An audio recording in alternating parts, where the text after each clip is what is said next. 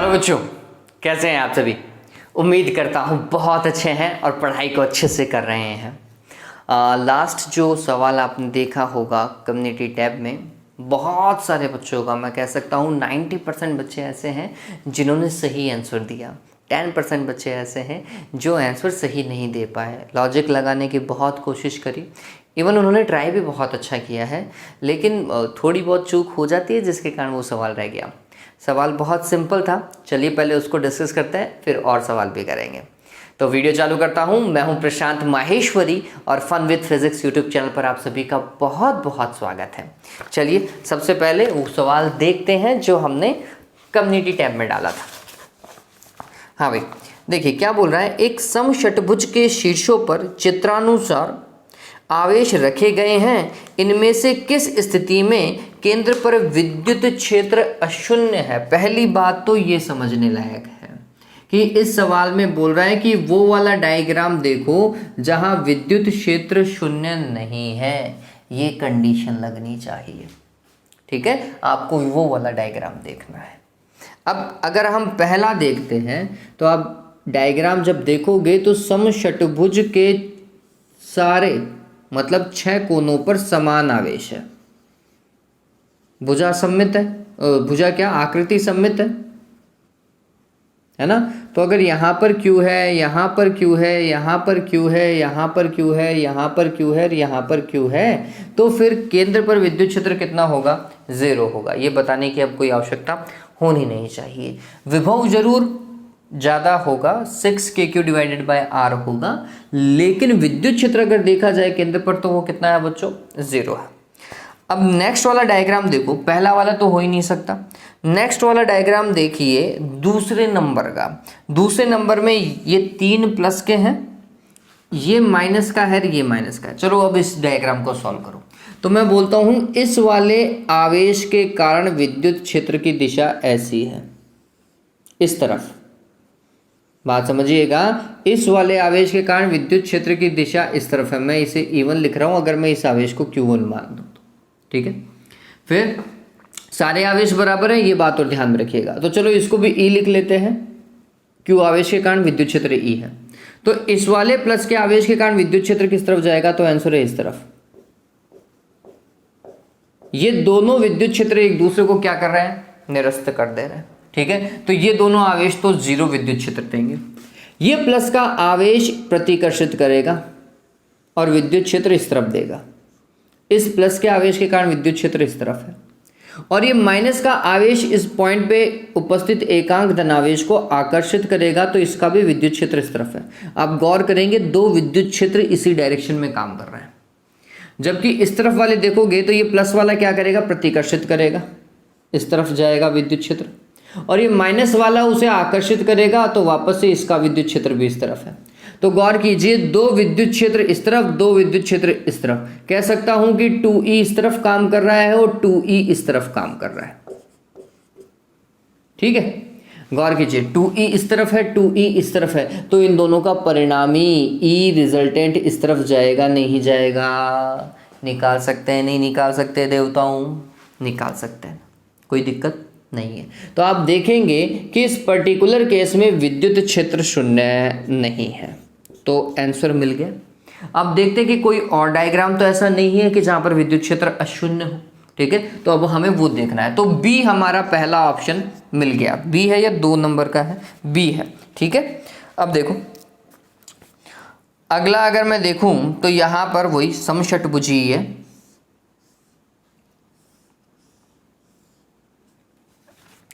और प्लस का 2Q और इस तरफ भी प्लस का 2Q है।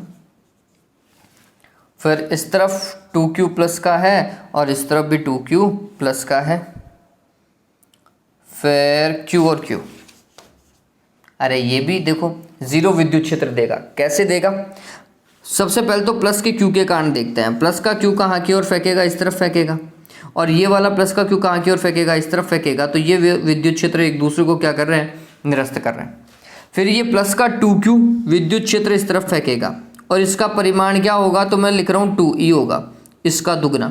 अगर Q आवेश के कारण विद्युत क्षेत्र E है तो 2Q के कारण कितना होगा? 2e होगा, ये बात ध्यान में रखें क्योंकि दूरी बराबर है ना। फिर 2q के कारण, इस वाले 2q के कारण विद्युत क्षेत्र कहाँ की ओर, इस तरफ होगा, और ये भी कितना होगा 2e। तो ये 2e और ये 2e एक दूसरे को क्या कर देंगे, कैंसिल कर देंगे विपरीत दिशा में। सेम ऐसा का ऐसा इससे देख लो, ये वाला इसके कारण विद्युत क्षेत्र इस तरफ, वो भी कितना 2e, 2q आवेश है ना इसलिए, और इस 2q का विद्युत क्षेत्र इस तरफ है 2e, ये भी एक दूसरे को क्या कर रहे हैं, निरस्त कर रहे हैं। परिणामी विद्युत क्षेत्र कितना, 0। तो भैया सी भी हट गया है ऑप्शन से। फाइनली जो एक डायग्राम जिसमें बच्चे कंफ्यूज हुए और बहुत सारे बच्चों ने 4 आंसर दिया है, चलो समझते हैं कि 4 आ रहा है या फिर नहीं आ रहा। तो आप गौर कीजिए कि यहां पर 2q है और यहां पर q है ना, ऐसे ही यहां पर 2q है और यहां q है,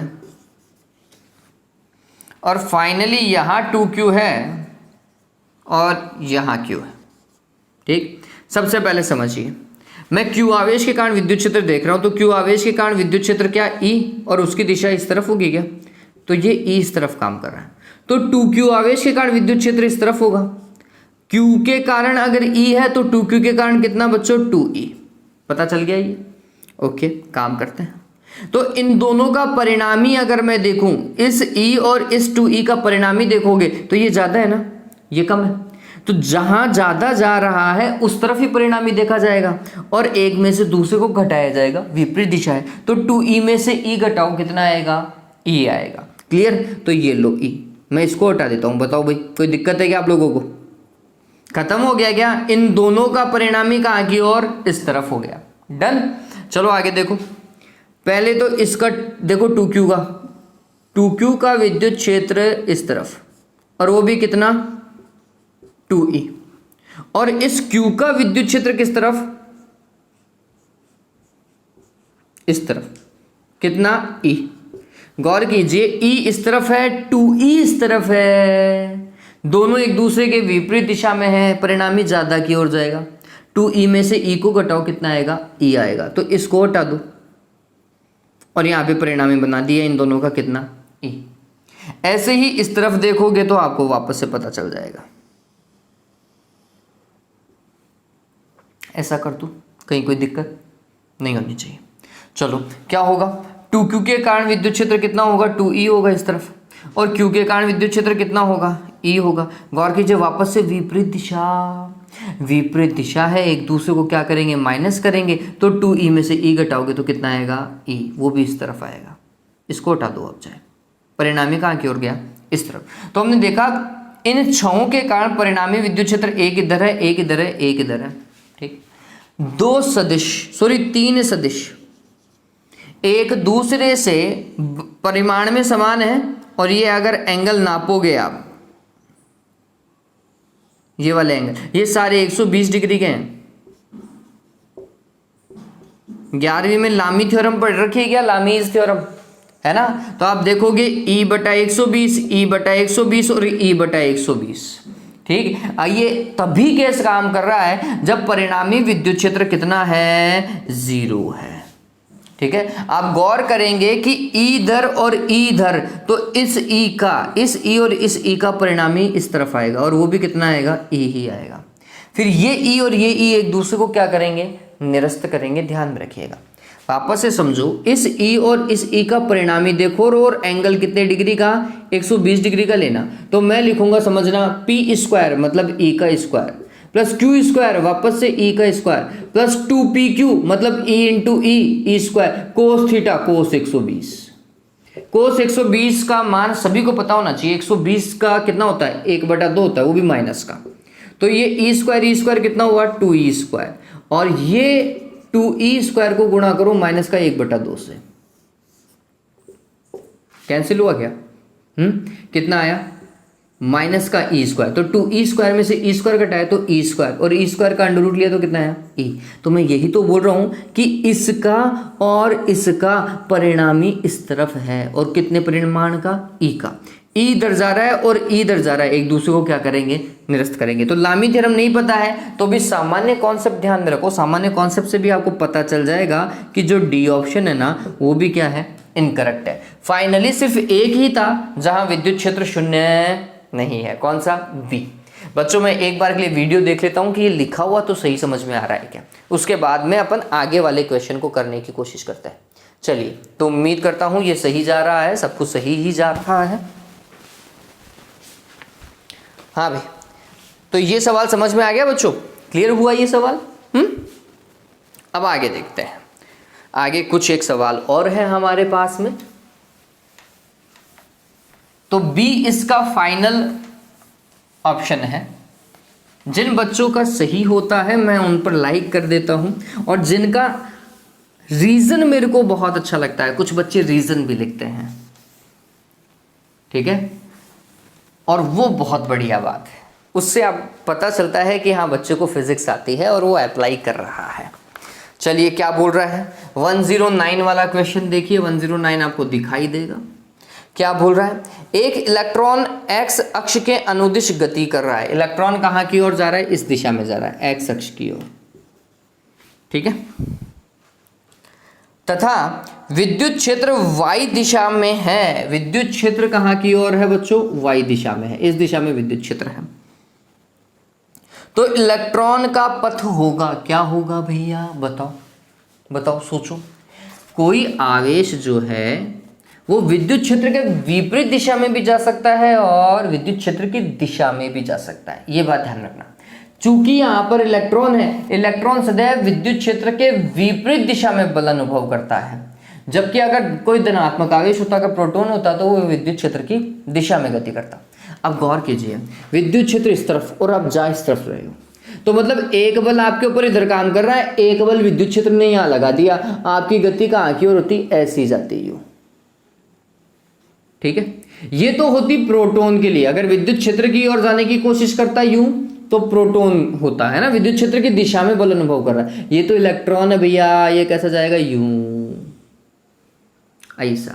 आप गौर कीजिए, ये वाला पथ कौन सा होता है? हम बोलते हैं इसे क्या बच्चों? परवलयिक। क्या बोलते हैं इसको? परवलयिक पथ बोलते हैं, ठीक है, ये बात ध्यान रखना। तो इलेक्ट्रॉन का पथ कैसा होगा? परवलयाकार होगा। सी ऑप्शन के ऊपर टिक लगा लीजिएगा, ठीक है।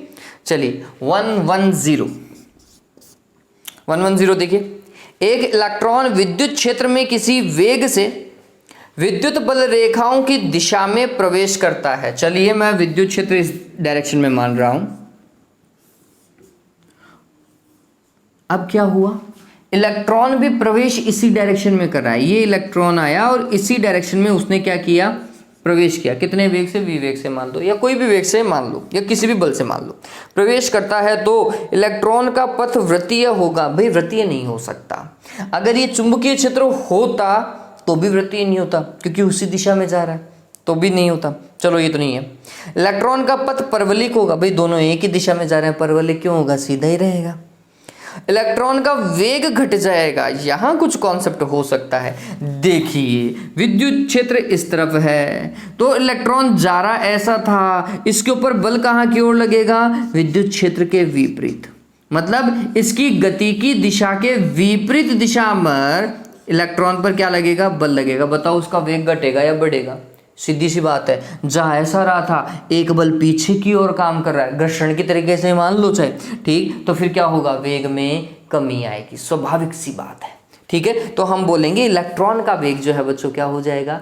घट जाएगा, ठीक है। तो लगा लीजिएगा सी ऑप्शन परफेक्ट है। 110 का इलेक्ट्रॉन का वेग घट जाएगा। आगे देखिए 111।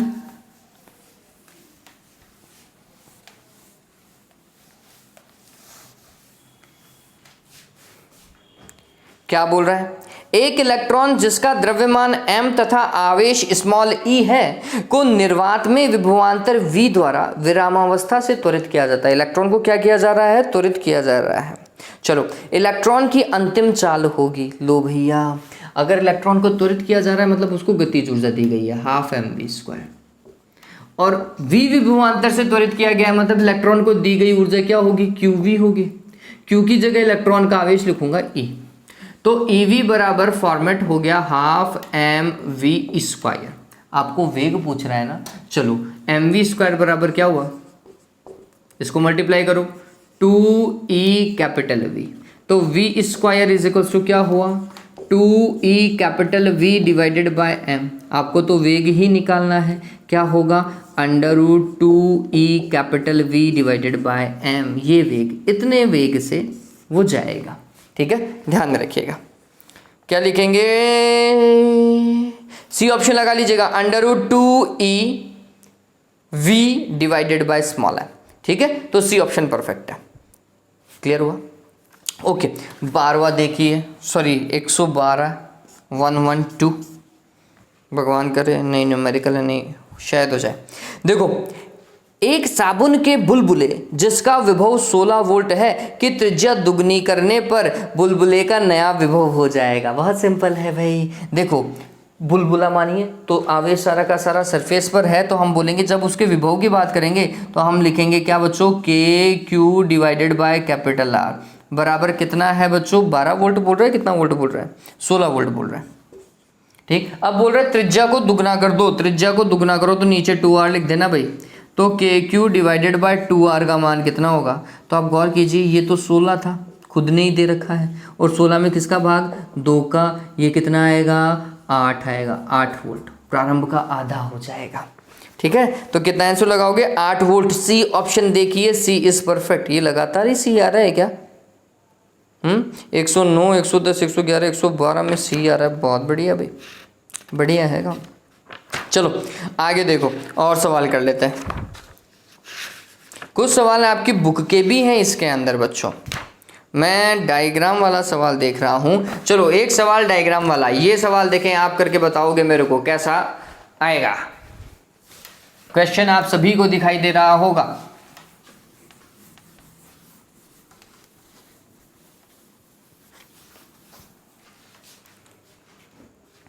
देखो बच्चों क्या बोल रहा है, ये 167 वाला क्वेश्चन है। चित्र में दो समांतर समविभवी पृष्ठों ए और बी दिखाए गए हैं। आपको दो पृष्ठ दिखाए गए हैं, ए और बी। फिर क्या बोल रहा है, उनके बीच की दूरी स्मॉल आर है। एक -q कूलम आवेश पृष्ठ ए से बी पर ले जाया जाता है। क्या बात है। तो वो क्या बोल रहा है, एक -q कूलम का आवेश पृष्ठ ए से बी पर ले जाया जाता है तो किया गया परिणामी कार्य होगा। बहुत बढ़िया। देखो क्या बोल रहा है, ऐसे दो पृष्ठ हैं, एक पृष्ठ ए है और एक पृष्ठ बी है, और ये दो समविभवी पृष्ठ हैं। मतलब अगर इसका विभव v है तो इसका विभव भी क्या है, v है। ऐसा ही तो बोल रहा है ना, दो समांतर समविभवी पृष्ठ, तो a और b दोनों का विभव क्या बोल रहा है, वो समान बोल रहा है। अब बोल रहा है कि इन दोनों के बीच की दूरी कितनी है, स्मॉल r है। एक माइनस का q आवेश है, इस माइनस के q आवेश को एक से कहाँ की ओर लेकर के जा रहे हैं, दूसरे तक लेकर के जा रहे हैं।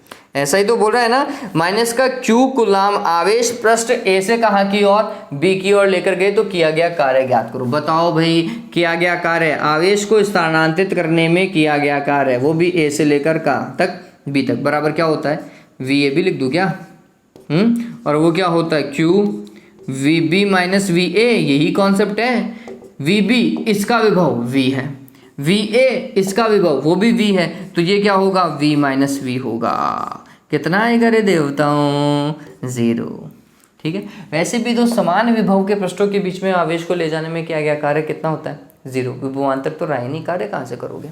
ठीक है, ध्यान में रखिएगा। तो फिर W बराबर 0, D लगा लीजिएगा। ठीक है, चलो तो ये सवाल अच्छा लगा, अच्छा सवाल था भी, अच्छा लगना भी चाहिए भैया। चलो और सवाल जो हैं बच्चों मैं आपको नेक्स्ट वीडियो के अंदर करवाऊंगा। आगे वाले सवाल आपको थोड़े से खतरनाक भी लगने वाले सवाल, लेकिन बढ़िया आने वाले हैं। एक सवाल और करवा दूं क्या, चलो एक सवाल और देखो, उसके बाद में आगे वाले पे करेंगे। नहीं तो आगे वाले वीडियो में सवाल ज़्यादा हो जाएंगे। देखिए क्या बोल रहा है, ये 185 नंबर का क्वेश्चन है। क्या बोल रहा है कि चित्र में 4 आवेशों Q, 2Q, 3Q और 4Q को क्रमशः एक वर्ग के चारों कोनों पर रख दिया गया है। ये लो भी डायग्राम आपको दिखाई दे रहा होगा। इसके 2 ही ऑप्शन दिखाई दे रहे होंगे, बचे हुए 2 ऑप्शन मैं आपको बता दूंगा, आवश्यकता पड़ेगी तो, है ना। यहाँ पर Q आवेश है, यहाँ पर 2Q आवेश है, यहाँ 3Q आवेश बोल रहा है और यहाँ 4Q आवेश बोल रहा है। यही तो है, ठीक बात है। और ABCD कोनों पर तो ये पॉइंट A, इसको B, इसको C और इसे D दे दीजिए। ये ऐसा लाइन खींच रखी है जैसा मैं डायग्राम देख पा रहा हूँ। यहाँ पर केंद्र O है। क्या बोल रहा है? वर्ग के केंद्र पर क्षेत्र की दिशा, क्षेत्र मतलब विद्युत क्षेत्र की दिशा, निम्न में से किसके अनुदिश होगी? इस केंद्र पर विद्युत क्षेत्र देखो, केंद्र पर विद्युत क्षेत्र बहुत सिंपल है। देखो Q आवेश के कारण विद्युत क्षेत्र E है, तो 2Q के कारण 2E, 3Q के कारण 3E और 4Q के कारण 4E होगी। ध्यान में रखिएगा। तो हमने बोला Q आवेश प्रतिकर्षित करेगा, धनात्मक आवेश है। इस तरफ विद्युत क्षेत्र E काम कर रहा है, ठीक है।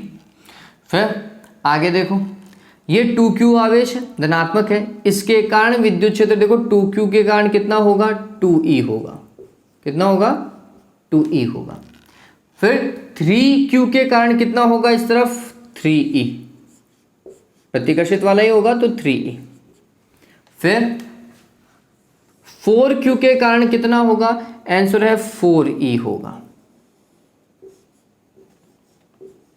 4E।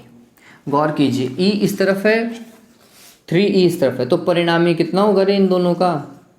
इन दोनों का परिणामी कितना होगा? 2E। इन दोनों का बोल रहा हूँ, तो इसको भी हटा दो और इसको भी हटा दो। इन दोनों को सॉल्व कर दिया, 2E आ गया। ऐसे ही 2E इस तरफ है और 4E इस तरफ है, तो इन दोनों का परिणामी कितना? वापस से 2E हो गया क्या? इसको भी हटा दो और इसको भी हटा दो, ये भी सॉल्व हो गया।